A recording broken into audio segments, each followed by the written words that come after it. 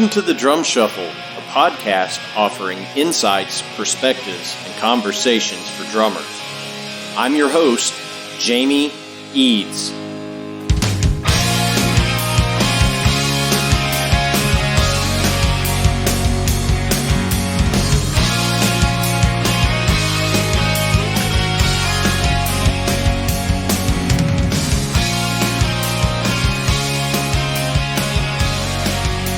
Hey, how's it going out there, everybody? Welcome to the Drum Shuffle podcast. Jamie Eads joining you as I do each and every week. This is episode 157. I am going to be very brief because I am extremely sick today as I'm getting this episode out to you. And I'm about 4 hours late getting it uploaded because I have slept for about 30 of the last 36 hours, so I apologize for being tardy, but we have a fantastic episode today that I recorded last week with the great Cindy Blackman Santana, and she will be up right after this message from our sponsor, Los Cabos Drumsticks. The best kept secret for drummers is finally out. Los Cabos drumsticks may look like the sticks you grew up with, but these are not your father's drumsticks. Los Cabos Drumsticks is Canada's #1 drumstick brand, and they are coming to a retailer near you. With operations in over 28 countries worldwide, thousands of drummers have already discovered the Los Cabos difference. Using FSC certified wood from Canada and the US, Los Cabos make the finest quality drumsticks, percussion tools, and accessories on the market. The best news, Los Cabos Drumsticks offers you a ton of choice. They have 22 individual drumstick models and 14 percussion tools, many of which are available in 3 different wood types: maple, white hickory, and red hickory. Red hickory comes from the center or heart of the hickory tree and has been independently proven to be both stronger and more elastic than white hickory without adding a lot of weight. While most drumstick manufacturers have shunned red hickory, Los Cabos Drumsticks has embraced it, becoming the only established stick brand in the world to offer a full line of red hickory drumsticks. To learn more about Los Cabos Drumsticks, visit them online at loscabosdrumsticks.com, follow them on Facebook, Twitter, or Instagram, and don't forget to ask for Los Cabos Drumsticks at your favorite retailer. Dare to be different. Join the Red Hickory Revolution with Los Cabos Drumsticks. All right, guys and girls, as I mentioned, our guest today really needs no introduction whatsoever. If you are on this planet, you know all about Cindy Blackman Santana.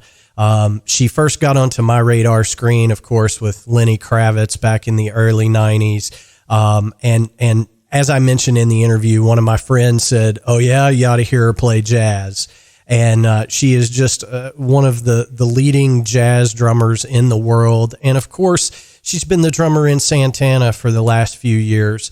It just goes without saying, this lady is getting it done. And what a wonderful interview we had. So in depth, so inspiring. I just don't know what else to say, to be quite honest with you. So without further ado, please help me welcome to the Drum Shuffle podcast, the great Cindy Blackman Santana. Hey, good afternoon, Cindy. Welcome to the Drum Shuffle. Hey, thank you so much. Great to be here. Yeah, we're so excited to have you on here. So I know you're probably the busiest woman behind a drum set in the world today. You've got a lot of stuff going on. How's the current run of shows going for you?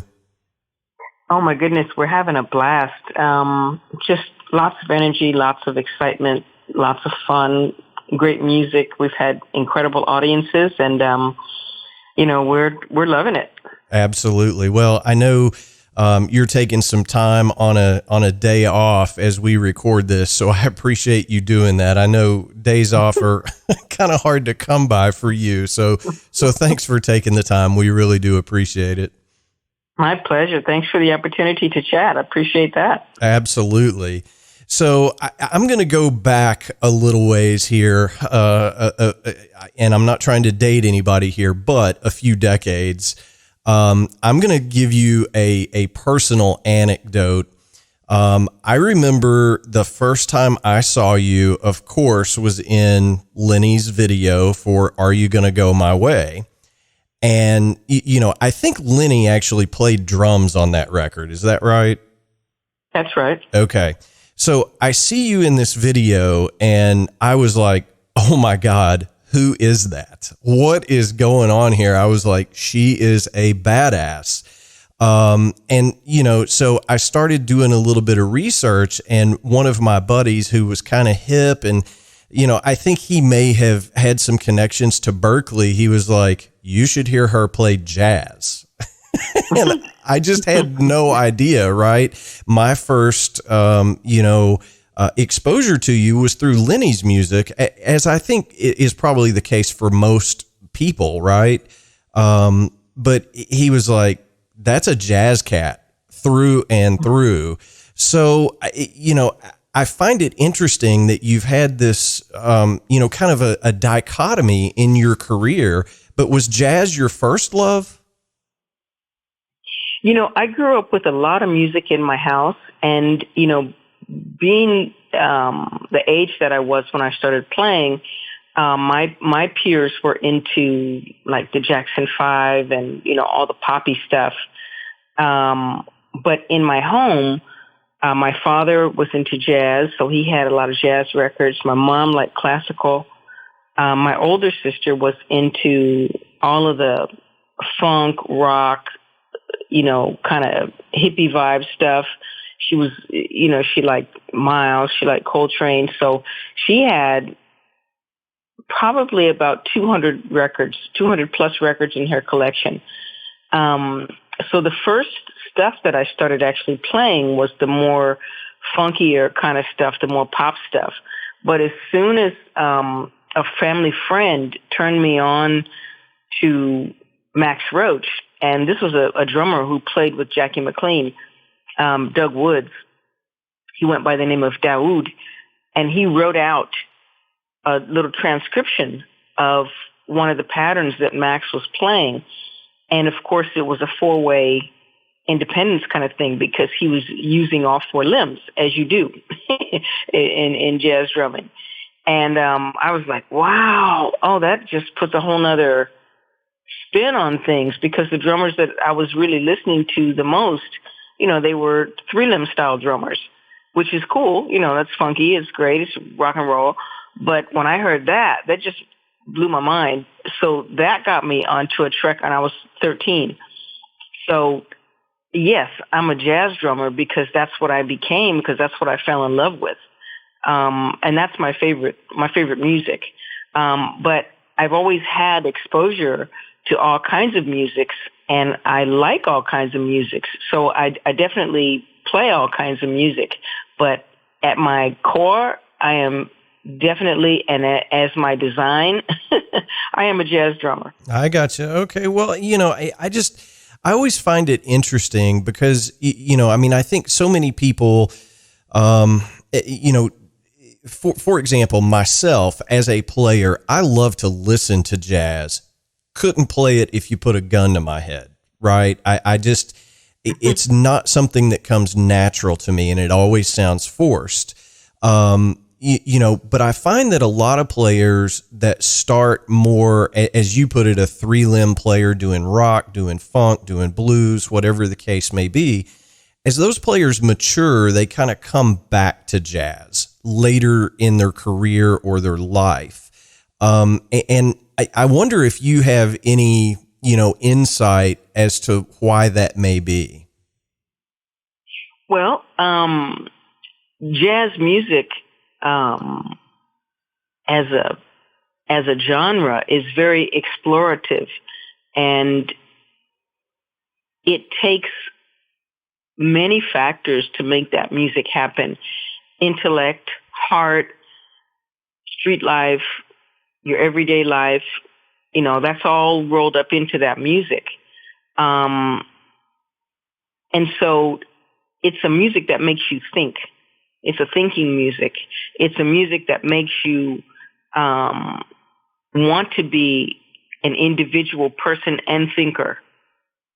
So it's very stimulating. And that is probably one of the reasons. But in terms of the feel as well, rock and roll and funk are musics that center around the downbeat, the one. Jazz, of course, has that, but the feeling that makes jazz happen is the upbeat. So a lot of people come to that because they want that kind of lively feeling. And when you hear people who mix them, then you get, even if it's a person playing, like what I was saying, a three-limb style, the feel changes. If you listen to James Brown, Clyde and Jabbo, they both understood that because they played upbeats within the funk grooves that they were playing. And it added another feeling and dimension to the music that they were making, and to James Brown's music. It had that kind of course, on the one and funk thing happening, but it had that upbeat feeling that gave it propulsion, and gave it kind of a lift, if you will. So anybody who comes around to listening to jazz only elevates the other things that they're doing, because it adds that kind of texture and dimension that I was talking about. Yeah, for sure. I mean, I don't disagree with that. My biggest problem, and I certainly don't want to make this about me, but, I just have 2 and 4 ingrained in my soul, right? And when that's not there, I feel really uncomfortable as a player. So it's hard for me to kind of, flip that switch, if you will. And, not being classically trained, it makes it hard for me personally. And I envy folks that can, move from genre to genre with ease. I've always, I've really admired people that can do that, such as yourself. And that's okay for you to feel that and to want to play that exclusively. It's all right. But in the case of the James Brown's drummers, they're not leaving the 2 and 4 out. They're just playing upbeats around that. Sure. So it just adds to everything else that they're doing and gives it another kind of feeling. But there's there are a lot of aspects to music, right? So there's the person who wants to explore many genres. There's the person who is happy with one, and that's okay, because music is here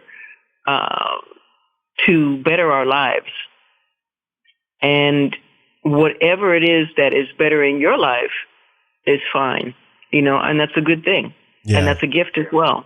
Yeah. Well, amen to that. I mean, I just, I see people, for example, Dennis Chambers, whom, and we can get into this if you want, but I think the way you first played with Santana was you were filling in for Dennis. He had another obligation somewhere, but Dennis is one of those guys that any piece of music he plays, it is authentic to the core. You know what I mean? And I've just always been in awe of people that can do anything and it's their thing, if that makes any sense. Well, of course, but speaking of him specifically, he's one of the people who loves multi-genres and who understands that. So for him, he's one of us who hear many different directions, and he has the talent and facility to be able to, play that. Yeah, for sure. Yeah, it's just amazing to me. No matter what you guys are doing, it's your own thing, and I think that's the beauty of it. So, let's talk a little bit about some of the solo stuff that you're doing right now. And I think most people are going to be hip to your work as a band leader, but I know that the Cindy Blackman Santana Band, you guys are doing a whole big run of dates kind of in between Santana shows. You've got a lot of stuff going on there, and just looking at some of the folks that you're playing with, there's a lot of great lineage in your band. You want to maybe talk about that for a second? Yeah, we have some great stuff coming up. We did some dates on the first leg of the Santana Summer Tour. We did some Cindy Blackman Santana Band dates in between and in and out on the West Coast. And now this next run will start on the East Coast. And our first show is at Jimmy's in Portsmouth, New Hampshire. And that's on August 10th. And then August 11th through 13th, we're at Keystone Corner in Baltimore. And August 15th through 19th, we are at Birdland in New York City. And yeah, it's a blessing to play with such great musicians who also happen to be musical friends of mine. And the roster changes slightly on each of the shows, on each of the different venues. For instance, in Portsmouth, we're going to have Aurelian Budnek on guitar, Emilio Modesta on saxophone, Felix Pastorius on the bass, and Mark Carey on the keyboards. And that has been, especially the rhythm section, has been a core band for me for a minute here. And Emilio is new to the band within this year. He's a person who I've wanted to play with for quite a long time, and was finally able to add him to the roster. And he makes such a musical statement that is right in line with what I hear. He's so close to Wayne Shorter, who is my favorite saxophone player. Of course, Wayne and Coltrane. But Wayne Shorter is like, his compositions, his playing. He's like, one of my all-time favorite and ultimate heroes in music. And so to have Emilio is really beautiful because, the sound that I'm hearing, he comes from that. The phrasing that I'm hearing, he comes from that. The temperament musically that I'm hearing, he comes from that. Even the temperament personally, he comes from that. So it just fits like a glove, from the first note that we played together. And Felix is great. Of course, and people always say, well, is that Jocko's son? Yes, he's Jocko's son. But, and that's a very cool thing to be. But he is a great and fantastic bass player in his own right. He's very well studied, amazing player. He has a great harmonic knowledge, which I love. He really listens to the drums, which I love. Of course, he listens to the harmonies and to everything else that's going on. But he's just a fantastic player. So it's wonderful to be with him. And Mark Carey, I've known him for quite a long time, since I lived in Harlem, actually. He used to come up to our house and do sessions on our little upright piano. That's awesome. And so Mark is really into the music, and he definitely is in line with where I'm coming from, and I'm talking about from the Miles 60s band, of course, even the Miles 50s band, from the Coltrane Quartet, from Weather Report. He's hip to Lifetime and all the stuff that I love, and that is at my core. Art Blakey and the Jazz Messengers. He likes all of the same stuff that I like. Aurelian Budnek and I have been playing together for quite a while as well.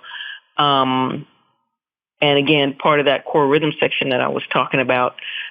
He's just really, really great. I love the way he listens. He comes kind of, more from a rock perspective, which is cool because I like to add that kind of hard-edged element into the band. And he brings that very well. He's got big ears, and he plays very thoughtfully. He doesn't just blow a bunch of fast notes out. He can get to that, because he's got great technique. But, he knows how to build the music and build a solo, So he's a very musical player. I love that. And then when we get to Keystone Corner, we're going to add and replace Emilio with Ravi Coltrane. And so Ravi will be doing that stint with us, and he's just amazing. We did the Saratoga Jazz Festival last month together, and he just brought some amazing stuff to the music, and that was his first time playing this music, and it was it was just amazing what he's doing with sounds, and then what he plays melodically, lyrically, and where he goes harmonically is just amazing. He's a great, and another one who's obviously got an incredible father, but he's also another musician who is great in his own right. So yeah, Ravi Coltrane will be with us, and we'll have the core rhythm section that I mentioned, and then we move on to Birdland. And we have Emilio back, and then in addition to all the other guys, including Aurelian, we're adding David Gilmour on guitar. So we'll have 2 guitars in New York. So that'll be Mark Carey, Felix Pastorius, David Gilmour, Aurelian Budenek, Emilio Modesta. And David is amazing. He's able to play in so many different directions. He can swing, he can play rock, he can play funk. He's got a vast and great harmonic knowledge. And he really, he loves the same music that I love. In fact, my first trio, one of my first trios, David was a part of. It was David Gilmour, myself, and Matt Garrison. And we did a bunch of tours in Europe together. We didn't do any stateside gigs, but we toured Europe like crazy. And so we've played together off and on for quite a while. So it's great to be back in the fold with David as well. He brings a whole nother element that's really amazing, with his sound and with the direction that he plays. So this is going to be a great run. I'm really looking forward to it. I'm very excited, and we've not played Birdland before, so this will be a beautiful first. Oh, wow. Okay. I didn't realize that you guys hadn't done Birdland. I mean, I know you have, obviously, but I didn't realize that the band had not. So that'll be great. And, I was just kind of looking through your website. It looks like you've got some residencies in Vegas coming up later this fall as well. You've got a lot of stuff going on. So how is the juggling act between, Santana and your own thing as a leader? Does that ever make it difficult for you, or is your itinerary set enough that you're okay, switching modalities back and forth? I like to do that, because it's a joy for me to bring to the music what each situation needs. And before I expound on that a little more, I'll just say there are also a couple of surprises that we're not able to announce yet that are happening this month as well. So those will come out soon enough. But back to your, the gist of your question and your comment. Yeah, it's certainly a mindset, and it's a willingness to allow the music to be what it needs to be, and to offer the statements, the feel, the vibe that makes that music sparkle, that makes that music happen. and I find a joy in doing that. For many years playing with Lenny, people thought that I was a rock and roll drummer. And at first I was like, wait a minute, I'm not just a rock and roll drummer. But then I thought, actually that's a pretty cool comment, because that means I'm doing a good job. Yeah. That means people are hearing and they're saying, wow, this is authentic. This is happening. So actually, it's not offensive. It's a comment, but then when, people would see me play other stuff, they say, whoa, when did you know how to do that? Well, that's what I do. But when I'm in a certain situation that calls for what it calls for, I want to give that music what it needs to the best of my ability. So that's what I really try to do,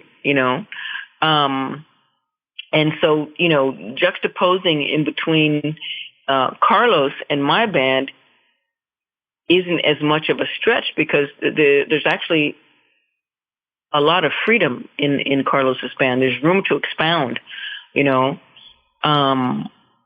likes some exploration in the music. And of course, the songs are what they are. And he's got tons, as everybody knows, tons of hits. And so, there's a certain treatment that those songs need in order for them to happen the way that they need to happen in order to, remain the kind of hits and feel that they are. But then, there's room to stretch out and to expound on those things.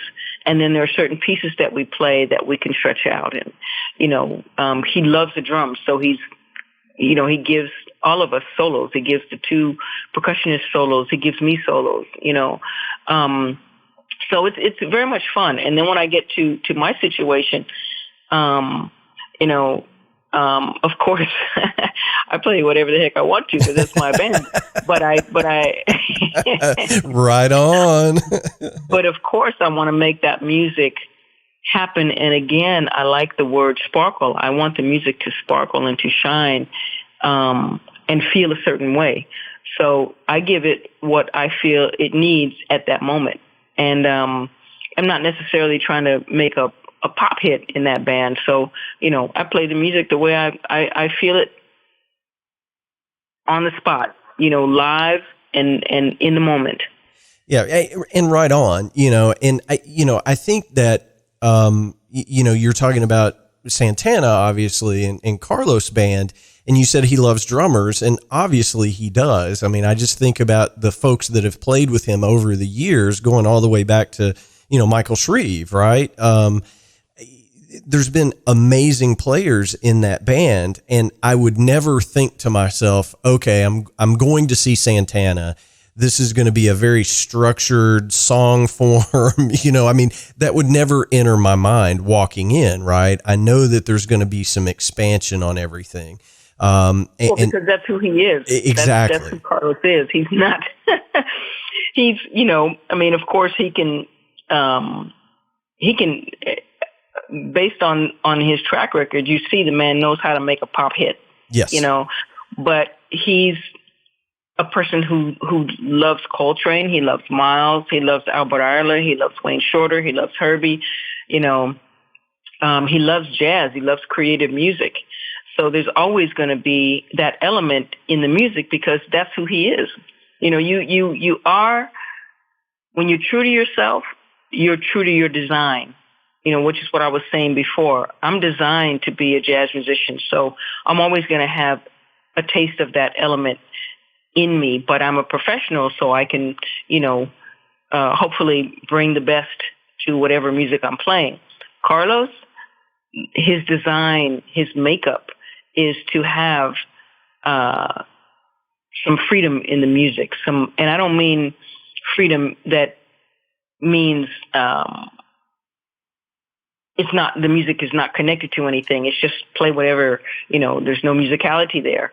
I mean, there's musicality there, of course. Because for me, jazz is what I would call controlled freedom. Because it's not that you don't know what you're doing and you're just blowing a bunch of notes. You know exactly what you're doing. You know where you're going, and you're hearing something in your head. And Carlos is hearing something in his head. He's got a big Rolodex of music stored up there. Yeah. And so, he can draw on that at any time, and it's very cool. Yeah, for sure. Well, and I mean, I think, especially in jazz music, there's a lot of call and response and playing off one another.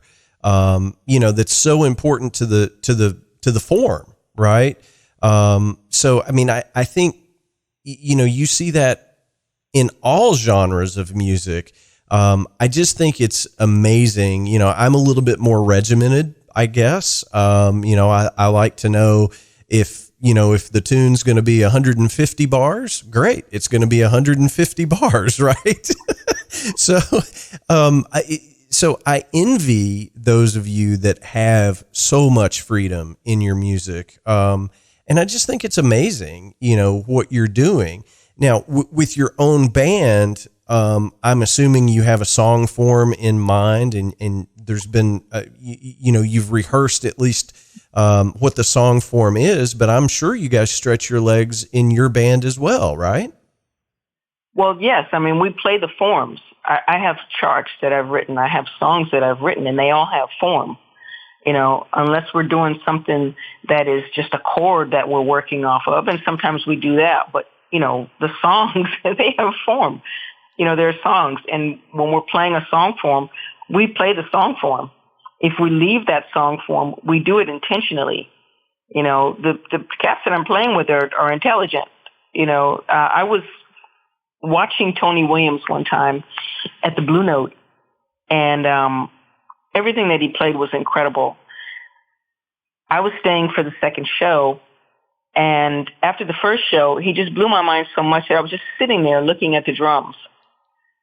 And I was just thinking about all the stuff that he played, and there was one other person in the club sitting, in the audience side. I mean, of course, the waiters and waitresses were there, but there was one other person, and he got up. He looked like a lawyer or a Wall Street guy or something, and he had a suit and tie and a briefcase, and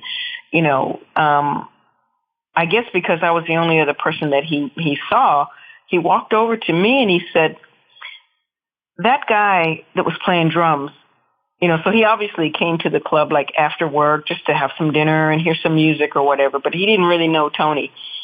And he came over to me and he said, "That guy that was playing the drums, is he intelligent?" And I said, "There's no way that you can play all the stuff that man just played and not be intelligent." I said, "Not only is he intelligent, he is a genius. And not only is he a genius, he is the most innovative cat on drums and one of the most innovative cats in music that you will ever experience."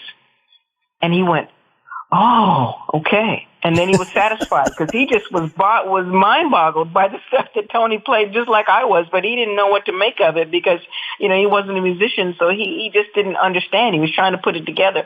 But yeah, it takes intelligence to play, the highest level of music, and if you look at Charlie Parker, if you look at Miles Coltrane, Bud Powell, Monk, Art Blakey, you look at any of these cats, Wayne, of course, Herbie, Ron Carter, and I already mentioned Tony. Look at Elvin, McCoy, Jimmy Garrison. All these cats, they were intelligent people. Yeah, for sure. And they played the music that they played with the way they played it, especially that Miles band in the 60s. They always played the form. No matter how far they stretched it, they played form. No matter where in the form, let's say, Miles ended a solo on the bridge, and then let's say it's an ABA song. Wayne took the next solo. He might start on the last day, but they all knew that it was on the last day. They knew where they were. It might sound turned around to you, or they didn't know what they were doing, but they totally knew what they were doing. Yeah. I mean, it just all,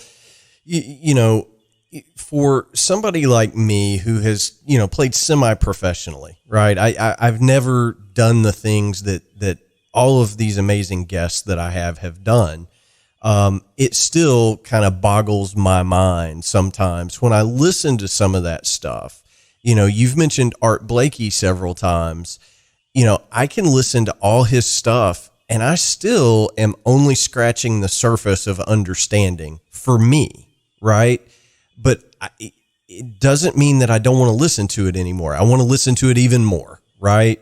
To try to figure out exactly what he was doing. And I know you spent a lot of time with Art back in the day. And, I think I read it in Modern Drummer. I'm not sure, but you said that you picked his brain quite a lot. I mean, what is that like?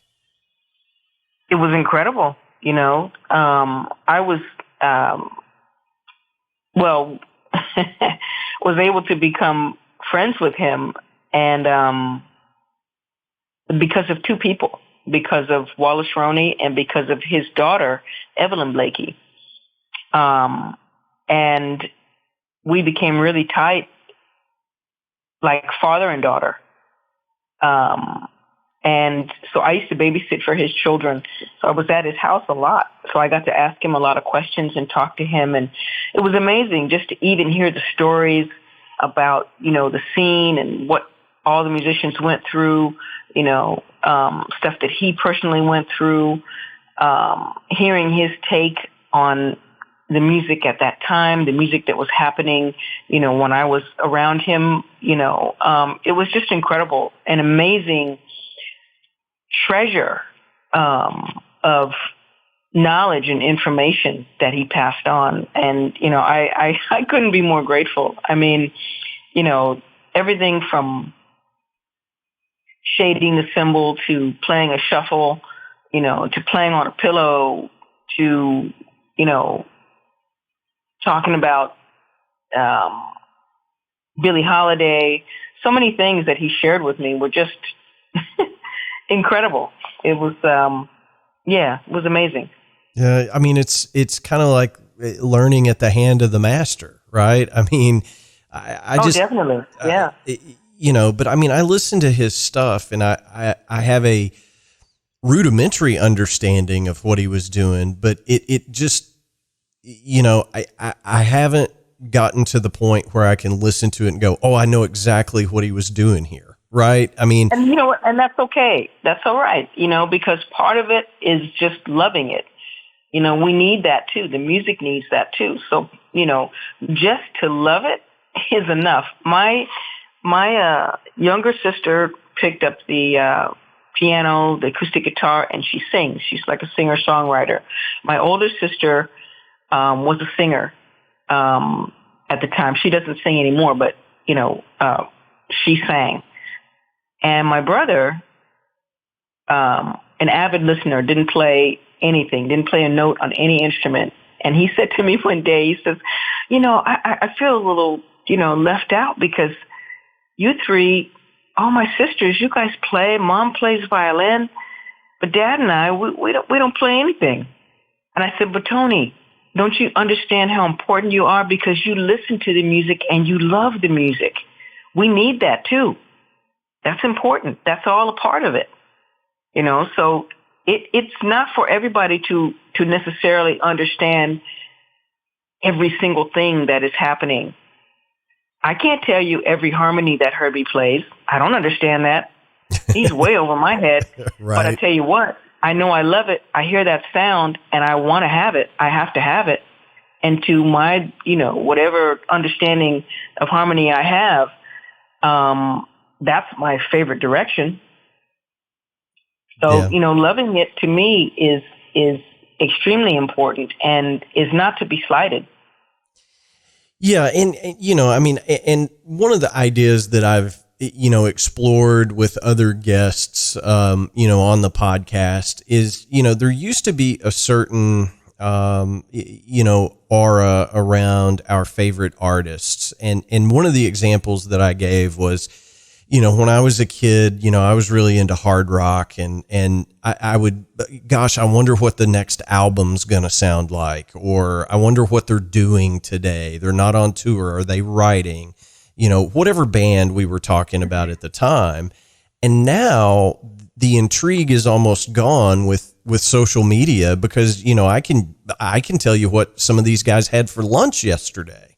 Right. I mean, the intrigue and the waiting with bated breath to hear the next bit of news, it's all kind of gone. So, I guess going into it, listening to some of this stuff without a full understanding makes it all the more cool. Do you know what I mean? I do know what you mean, and I would say that you are definitely correct in terms of what social media is doing to the music, but as well, what social media cannot take away, what AI cannot take away, is the waves of vibration that a musician, that a band moves when you hear them live. AI cannot copy that. Social media cannot copy that. So I don't care how much social media there is out there. I don't care how much AI they have. I don't care how many buttons you're pushing to make a song happen. You cannot recreate artificially the air that is being moved when you hit a bass drum or hit a drum, or when somebody, plays, when Carlos plays a note on the guitar, or when somebody plays a note on the saxophone, or you hear the vibration happening from a piano. There's no way that that those vibrations and those waves of sound and energy can be recreated artificially. So there's still an intrigue. You just have to go to hear it live to see it. And unfortunately, a lot of the young population, they don't get that. They don't understand that because they have grown up with social media. They've grown up with the AI that we have thus far. They've grown up with, pushing buttons to make music, to make beats. Yeah. So that's an unfortunate thing that, a lot of this generation suffers from. And not all of it, because there are some cats who, some young cats who are really honing in on playing their instruments, but that aspect needs to be talked about more, because people need to go hear live music so that they can really feel what's going on. Yeah, that's where the magic lies. That's where you really, really get it. Agreed. And you're preaching to the choir on that, so to speak. I have said, I don't know how many times, it's not necessarily about the notes you play. Most of the time it's about the notes you don't play. It's the space and where everything lives and how it works off of, another player. That's where the magic is in my mind. Right. And I just think that, especially with social media, Instagram and YouTube and all these things, it only takes me a cursory search of 20 seconds to find an 8-year-old kid that can play, just ridiculous chops, but you may not ever see him in a band setting. Right. So I think that part is definitely lacking. If you just get to be a shredder on guitar, that's great. But can you go play in a band? That's right. Right. Can you go hold back until it's your turn to take a solo? And I don't know the answer to that, but, especially with AI, which is way above my pay grade, I don't know if you saw it or not, but somebody asked Joe Walsh about AI in music the other day. And he said, well, until AI can trash a hotel room, it doesn't mean a whole lot to me. So, I thought that was kind of a funny take on it. He was like, it can't replace the human. No, it can't. And, while you can actually get a robot to trash a hotel room, because no disrespect, but trashing a room just, you can get it. But can you get it to have heartfelt notes Yeah. Can you get it to breathe life into a melody? I think not. Yeah. I agree with you. And, I tell people all the time, go see a live band while there are still live bands. There's just and I don't want to get on a soapbox here, but, so many bands are running, so many tracks. It's almost just like a dance show to your album kind of thing. And I think that's sad. I would much rather pay my hard-earned money to go see people that are living, breathing it to life live, warts and all. Oh, absolutely. I mean, yeah, that's sure. where the magic is to go see Santana or to go see your band 2 nights in a row and it not be the exact same show. That's the magic. Exactly. Mm-hmm. Yep. And I'll tell you, Prince said it right. He said, use technology. Don't let technology use you. Yeah. Amen. Yeah. I mean, that's so very true. Cindy, I want to be respectful of your time. I don't want to take up too much more of your time. But I just want to say this, you're such an inspiration to all of us. This is a big deal for me to have you on the show because, like I said, the very first time I ever laid eyes on you, I was like, oh my goodness, what is going on here? And, again, a friend said you should hear her play jazz. And so I sought that out, as soon as I possibly could. What words of wisdom would you give to some of the younger players coming up now? What are the things that you feel everybody should be working on more than what they are? I don't know about more than what they are because I don't know what everybody's working on, but I would say, always follow your heart with the music. Let your heart lead your intellect. Let your heart lead your mind. Let your heart lead your hands. Work on a sound. Sound is so important. If Miles Davis played one note, I'd be totally happy. I'd be so satisfied I wouldn't need to hear anything else the rest of the night because that one note is so heartfelt, so beautiful, so rich, and has so much incredible tone that I'd be totally satisfied. So work on a sound before you work on like speed and playing like a speed demon and all that. That's all great. But to get a tone out of your instrument is really, really important.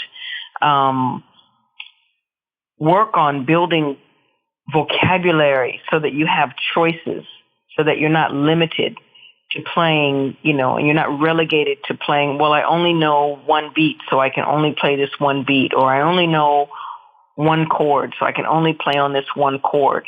For me, I like to have choices. So I like to build my vocabulary so that I can pick and choose what it is that I want to play at any given moment. I don't want to have to be relegated to playing one thing here or there just because that's the only thing that's in my Rolodex. So building a sound, building a vocabulary, listening to all of the greats that you love, all of the musicians that you love, all the genres that you love, and then taking the best things that inspire you out of that and putting that into your vision, into your music, into your sound, into your tone, so that you have something to build on. A lot of people say, well, I want to get my own style, and that's a great thing. Tony Williams said it best. You can't get your own style until you understand where the lineage came from. And he said it in different words, but that's what he was saying, when you understand that. So check out the lineage of your instrument, check out the lineage of your music, and then make your choices from there, because you'll have a base, you'll have a ground. If you build a house on toothpicks, it's going to fall. But if you build a house with a solid base, and choose what you want, of course, out of what you're hearing, then you're going to have a much better musical projection. You'll have a much better sound, and you'll have a much more solid arena to draw from, because you will have choices, and you will have great choices. And then that allows you to really mix it up and make new things happen. But without knowing where things came from, it's impossible to do that. You know, the drum lineage is so important to me that, you know, anybody who's really serious about furthering what they want to do, and wherever somebody is at is totally fine, because, you know, there's a part of music that's just for fun, just to have fun. You know, just do that and enjoy and just make yourself giggle. You know, that's really important at any level, to make yourself giggle and get a kick out of the music, because when you do, somebody else will. But to go back and listen to the lineage and understand the importance of this instrument and what it is in the music. And I may go back to Africa, because you mentioned earlier call and response. That's all from Africa. If our rhythm did not come from Africa, we would not have the call and response, because the drums were used to communicate, to talk, to send messages. And that developed a whole language in itself. And that's where jazz comes from. It comes from European harmonies and African rhythms. So we need to understand that in order to further what we're doing, if that's the direction we want to go. For me, that's the direction I personally want to go. That's what I've chosen.